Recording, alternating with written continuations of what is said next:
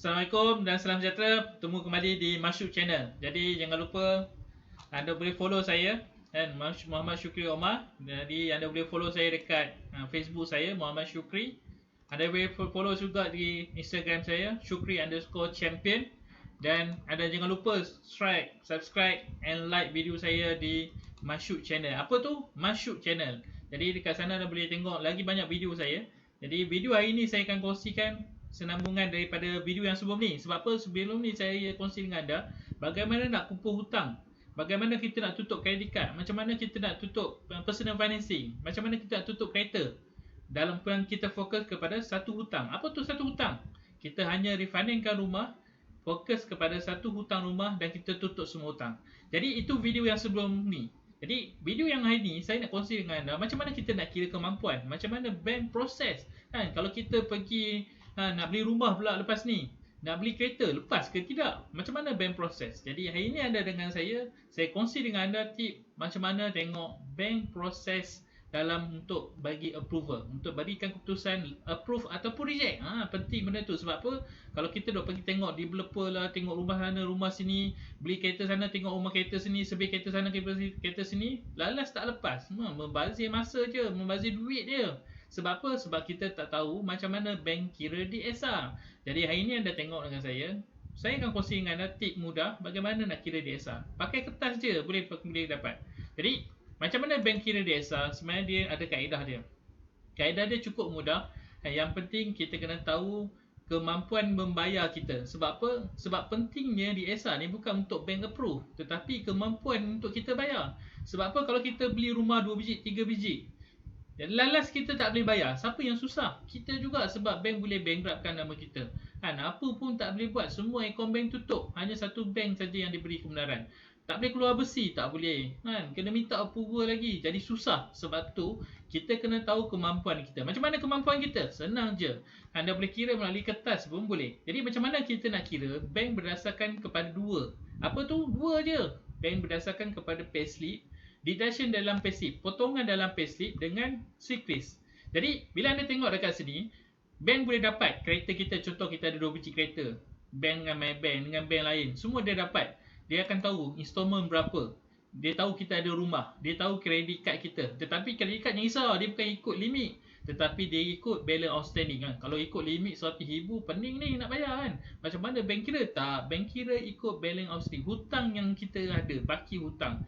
Jadi pinjaman peribadi semua bank tahu. Tetapi saya daripada dalam sequence, bank akan nampak juga deduction dalam payslip. Jadi kalau anda beli acung motor ke, payslip dia potong payslip, dia akan ambil kira. Sebab apa? Calculation dalam untuk kira approve atau tidak, dia berdasarkan gaji bersih. Jadi sebab tu kalau deduction anda banyak dalam payslip, bank akan kira.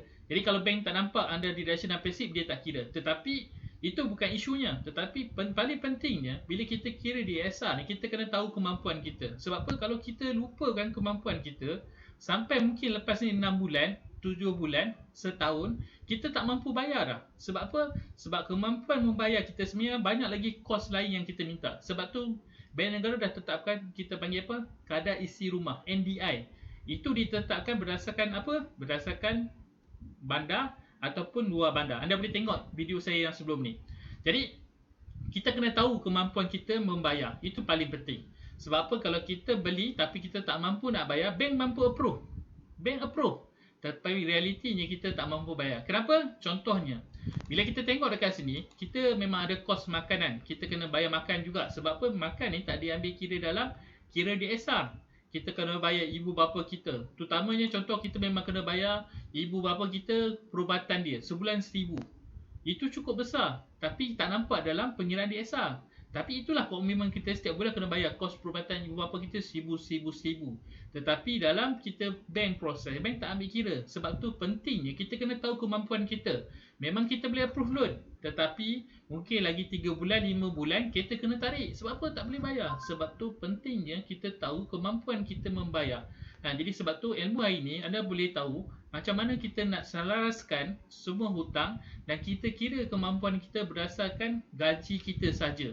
Jadi kita nak tengok bank approve. Banyak orang kadang-kadang dia apply loan, asalkan bank approve je. Yang penting I boleh pakai kereta, I boleh beli rumah. Bayar tu fikir kemudian lah kan. Boleh ke tidak? Memang betul. Tetapi ada kalanya kita buat macam tu, kesannya apa? Kesannya apa? Kita plan A, plannya cantik. Oh, rumah cantik. Oh ni pani-pani dapat ni rumah ni sewa, pani rumah ni sewa. Plannya cantik. Tetapi bila sampai realitinya, kita tak dapat apa yang kita plan. Siapa susah? Diri sendiri juga susah. Bukan sekadar diri sendiri, family semua susah. Sebab apa? Nak bayar tak boleh, pening kepala, bank asyik call. Sebab tu benda ni cukup penting untuk kita elak jadi masalah tu. Jadi apa? Kita ada dua pengiraan yang saya akan kongsi dengan anda. Okay, jadi anda kena listkan hutang semua, pengangkutan, sekolah anak, bil air, bil api, bil telefon, semua perbelanjaan anda dekat sebelah ni. Okay, anda akan nampak semua listing. Tetapi dalam pengiraan bank akan berdasarkan kepada siklis saja. Bank akan masuk semua hutang yang keluar dalam siklis. Selain pada siklis, bank akan ambil kira dalam deduction payslip. Sebab apa? Gaji bersih tu, bank akan tengoklah kalau ada potongan beli motor, beli koperasi ke apa ke, semua bank akan ambil kira. Jadi bank ambil kira gaji bersih. Jadi contoh kita nak ambil beli rumah 1,200 sebulan. Macam mana kira 1,200? Saya dah kongsikan dengan video sebelum ni macam mana nak dapat kira calculation untuk beli rumah 300,000, berapa installment ni. Anda tengok video yang sebelum ni. Okay, contoh katalah saya nak beli rumah 1,200. Macam mana bank kira? Bank kira senang je. Bank campurkan total commitment kita, campur installment baru. Kalau nak beli kereta, masukkan installment kereta dekat sini. Jadi sama juga, video tu dah saya kongsikan dengan video sebelum ni. Anda boleh tengok video macam mana nak kira installment kereta. Okay, jadi maksudnya apa? Total commitment yang kita nampak ni adalah ni. Ini yang dalam siklis. Jadi 1,515 campur dengan rumah kita nak beli rumah baru ni 1,200. Jadi komitmen kita sekarang apa? 2,715. Bahagi dengan apa? Bahagi dengan gaji bersih. Jadi selalunya rumah, kebanyakan bank dia beza. Kita kena ingat, setiap bank tu beza. Beza A dengan B beza ke dia punya kelayakan dalam bagi approval ni.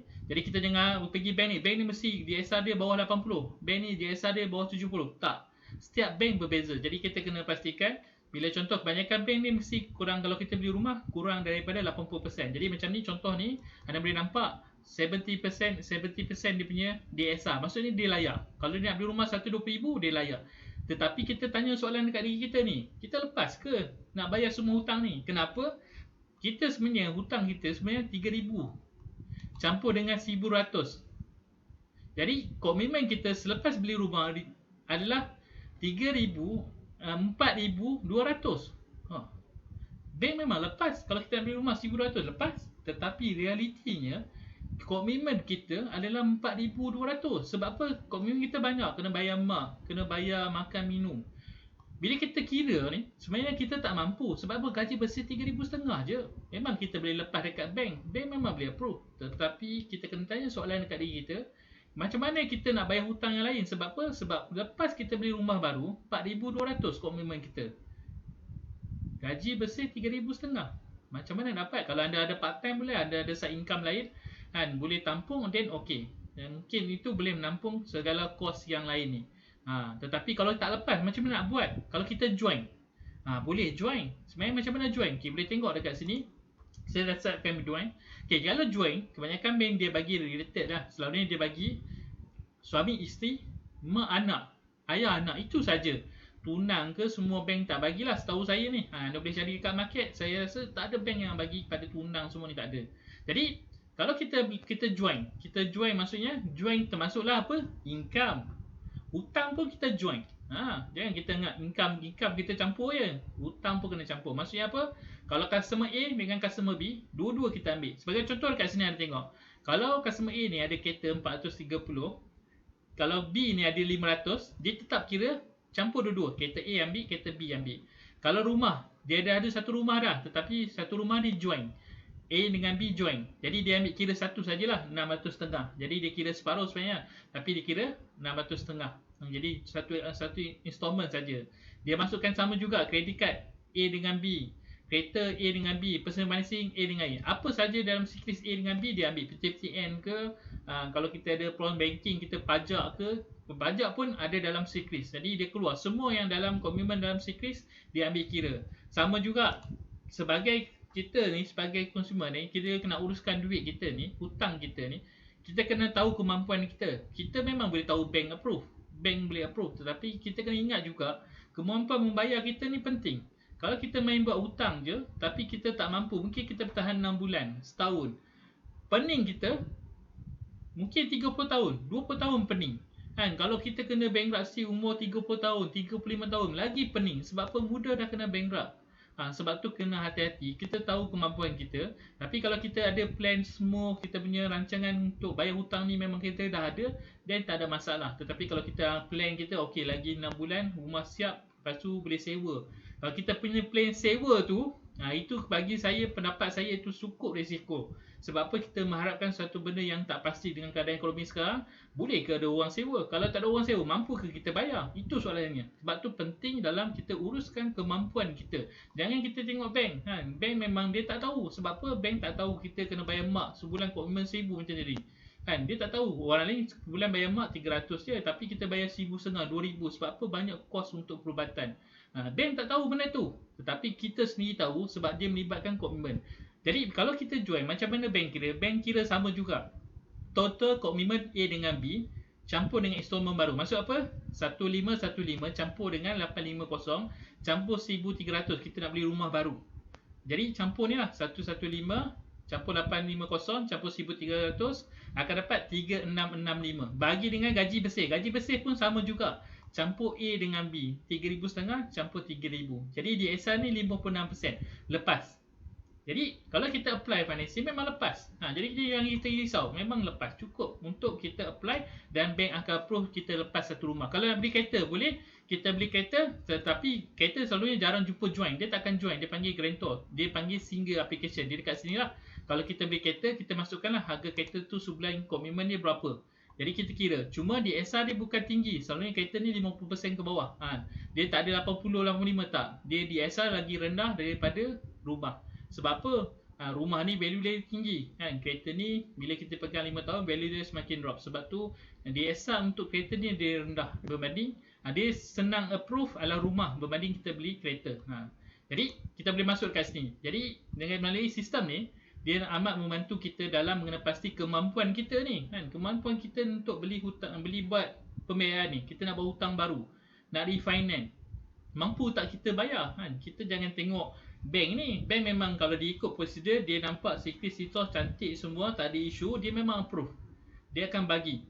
Dia tak ada. Dia memang pun nak bisnes. Jadi dia akan bagi. Tetapi kita kena ingat kemampuan kita untuk membayar tu lagi penting berbanding kita masuk dalam satu hutang dan at the end kita akan jadi satu masalah kepada kita nak bayar hutang.